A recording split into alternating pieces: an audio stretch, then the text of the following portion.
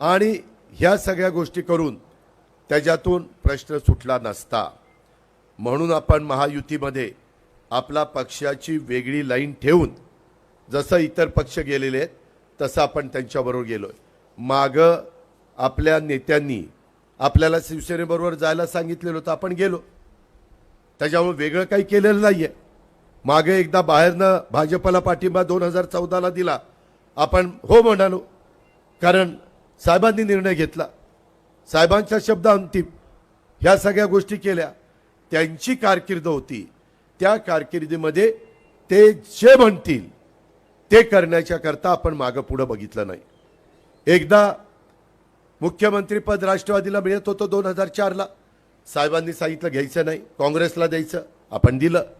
वास्तविक कदाचित भुजबळ साहेब झाले असतील, कदाचित आर पाटील झाले असतील, जर माझ्या नशिबात असतं तर मी पण झालो असतो, परंतु ते न घेता काँग्रेसला दिलं, आपण ऐकलं, जे जे सांगितलं ते ऐकलं।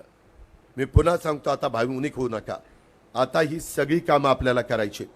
वडीलधारी लोकांना थोडंसं जड अंतःकरण होतंय, माझी त्यांना विनंती आहे, बाबांनो तुमच्या काळामध्ये तरी एवढं पाणी आणता आलं नाही, आम्ही ह्याच्यामध्ये पुढे जाऊन वीरचं ओव्हरफ्लोचं पाणी, वीर धरण अनेकदा भरेल एवढं पाणी वीरमधनं नीरा नदीतनं नीरा नरसिंगपूरला, नीरा नरसिंगच्या संगमावरून माझ्या चंद्रभागेला आणि तिथून कर्नाटकात आणि तिथून समुद्राला, तिथं मोठ्या मोटारी बसून आपल्याला ते पाणी उचलून आपल्या भागामध्ये आणायचं आहे।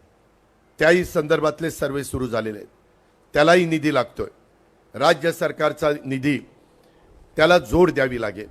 मित्रांनो, मी विकासाकरता तुम्हाला मत मागतोय, मी त्याच्याशिवाय मी काही मला सत्ता पाहिजे म्हणून मत मागत नाही।